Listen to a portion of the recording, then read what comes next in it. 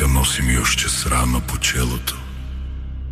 Синила от бича следи от теглото. Нека спомен люти от дни на позор да висне като облак в наши крагозор. Нека ни отрича историята века. Нека е трагично името ни, нека. Беласица стара и нови батак в миналото наше фърлят своя мрак. Нека да ни сочат с присмехи обидни, с чупрените окови и дирите стидни. По врата ни още от хомота стар. Нека та свобода да ни бъде дар.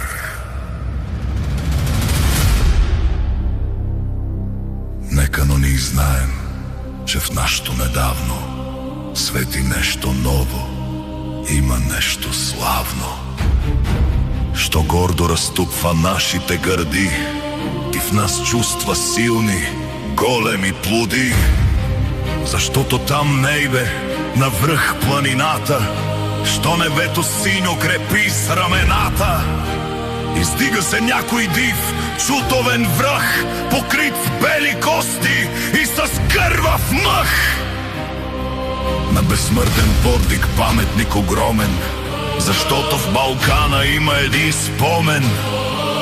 Има едно име, що вечно живей и в нашата история кът легенда грей. Едно име ново, голямо антично, като Термопили славно, безгранично, що отговор дава и смива срамът и на клеветата строшава зъбът. Во Шипка.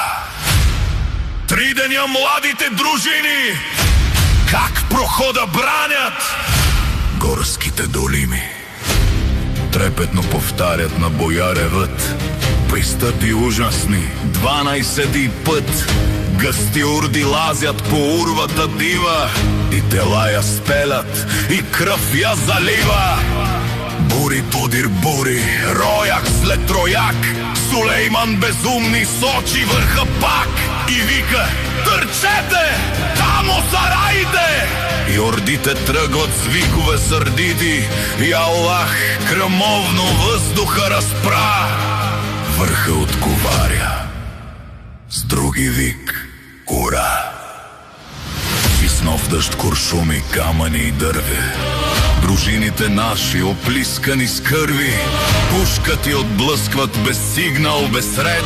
Всякой гледа само да бъде напред и гърди геройски на смърт да изложи и един враг повеч мъртъв да положи. Пушкалата екнат, турците реват, насипи налитат и падат и мрат.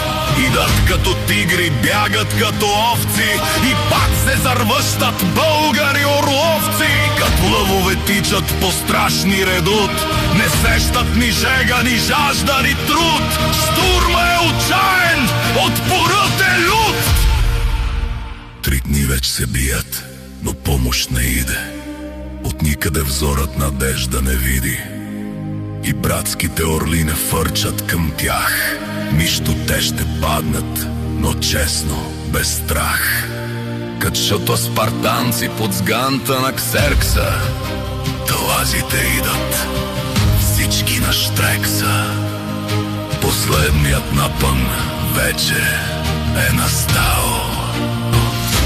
Тогава Столетов, наши генерал, ревна гороломно: млади опълченци, венчайте България с лаврови венци. На вашата сила царят повери прохода, войната и себе дори. При тез думи силни дружините горди очакват геройски душманските орди. Бесни и шумещи, о, геройски час! Вълните намират канари тогас, патроните липсват, но волите траят. Шикът се пречутва, гърдите остаят и сладката радост до крак да измрът пред цяла вселена на то славен ръд. С една смърт юнашка и с една победа България цяла сега нази гледа. Тоя върх висок е, тя ще ни съзре. Ако би бегали, да мрем по-добре.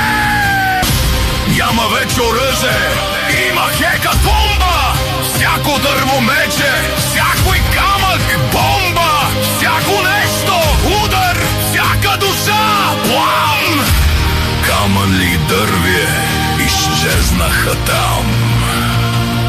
Грабайте телата, някой си изкряска и трупове мъртви фръкнаха завчаска. Кът демони черни на черни рояк катурят, струпалят като живи пак. И турците тръпнат, друг път не видели, ведно да се бият живи и умрели. И въздуха цепят с демонски вик. Боят се обръща на смърт и на щик. Героите наши, като скали твърди, желязото срещат с железни си гърди и фърлят се с песни в свирепата сеч. Като виждат харно, че умират веч. Но вълни понови от орди дивашки гълтат, потопяват орляка юнашки.